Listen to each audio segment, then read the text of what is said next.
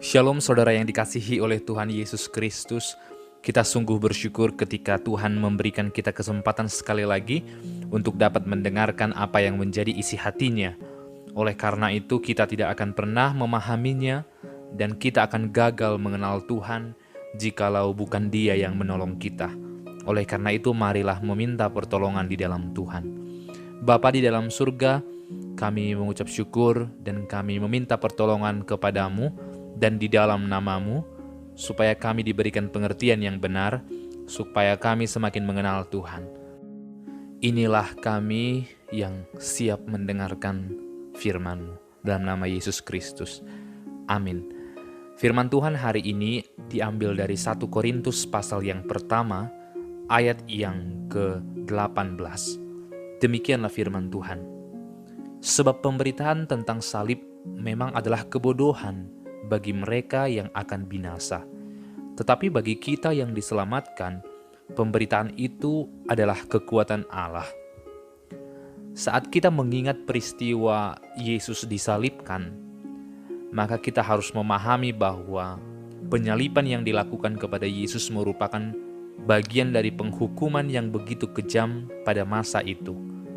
Bahkan itu dilakukan kepada orang yang sangat jahat dan sangat dikucilkan oleh masyarakat, sehingga dia digantung di antara langit dan bumi, sehingga ia tidak menyentuh tanah dan ke langit pun ia tidak sampai. Sehingga itu menandakan bahwa penyaliban itu merupakan betul-betul penghukuman yang sangat tragis dan memalukan. Oleh karena itu, semua orang-orang yang jahat dengan tingkat kejahatan yang sangat tinggi akan disalibkan demikian. Dan itu pun tidak semua mengalami seperti itu. Sehingga ketika Yesus disalibkan, maka penyaliban Dia itu merupakan penghinaan yang paling besar saat itu. Ia disalibkan di pinggir jalan di mana orang-orang lewat dan memandang kepada Dia. Di sebuah bukit Golgota, namun sering dilewati oleh banyak orang. Sehingga ketika orang melewati salib itu, mereka akan menghina Yesus karena kejahatan yang dilakukannya. Akan tetapi, inilah yang menjadi keunikan dari salib itu bagi orang percaya. Kita yang harusnya mati dalam kehinaan yang demikian, tetapi Tuhan mengambil cawan itu, mengambil kematian itu, menggantikan kita manusia berdosa. Sehingga hikmat manusia tidak mampu mengerti hal ini. Manusia berpikir itu adalah kebodohan. Mana mungkin Tuhan mau menjadi manusia, apalagi mau mati seperti itu. Mana mungkin Yesus yang katanya adalah juru selamat, mati sehina itu. Sehingga itu merupakan sebuah kebodohan bagi orang-orang yang tidak percaya. Mereka berpikir bahwa Yesus melakukan suatu hal yang sangat bodoh ketika ia memang benar-benar adalah juru selamat. Tetapi justru inilah yang menjadi kekuatan bagi orang yang percaya. Seandainya kita adalah orang-orang yang disalibkan, maka hal seperti itulah yang terjadi kepada kita. Kita akan malu dan setiap orang akan memandang kepada kita. Dan tidak ada seorang pun di dunia ini yang dapat memahami kisah ini jika mereka tidak percaya kepada Yesus. Semua hikmat Allah adalah kebodohan dan kesalahan bagi mereka yang tidak percaya kepadanya. Karena memang tidak mungkin ada Tuhan yang mau mati. Tidak mungkin ada Tuhan yang mau menderita. Tidak mungkin ada juru selamat yang mau dipermalukan. Tetapi Tuhan kita melakukan itu. Untuk saya dan untuk Anda. Karena kita berdosa. Dan harusnya kita yang mati. Tetapi kasih-Nya lebih besar daripada murka-Nya, sehingga kita dikasihi dan diselamatkan. Memang terlihat sangat bodoh, tetapi itulah kenyataannya.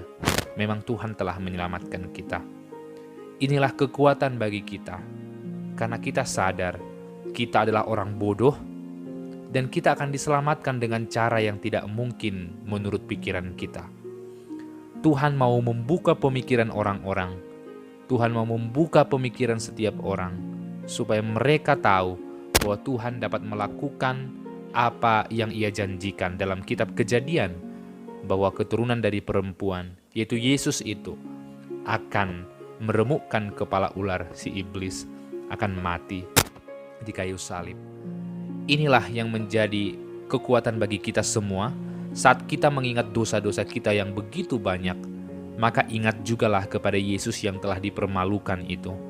Rasa malu kita, dosa kita telah dipakukan di kayu salib. Maka sekarang kita datang kepada Dia, menyembah Dia yang telah menyelamatkan kita. Sungguh, ini kekuatan bagi mereka yang percaya.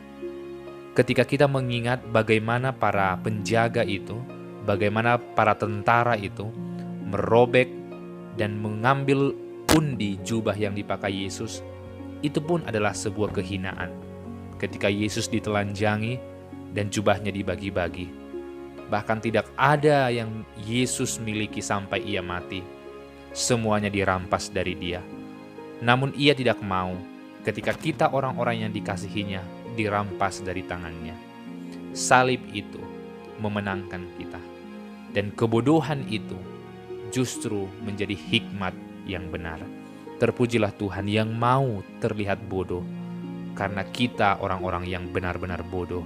Sungguh kasih-Nya begitu luar biasa. Amin. Bapa di dalam surga, kami tidak akan percaya dan kami tidak akan bisa melihat ini semua sebuah anugerah jikalau Engkau tidak menolong kami untuk percaya. Oleh karena itu tolonglah kami supaya kami sungguh-sungguh percaya kepadamu, supaya kami senantiasa berpegang kepadamu dan meyakini bahwa Engkau telah mengampuni kami dari keberdosaan kami. Dunia bisa menganggap ini kebodohan, tapi inilah hikmat Allah. Dalam nama Yesus Kristus. Amin.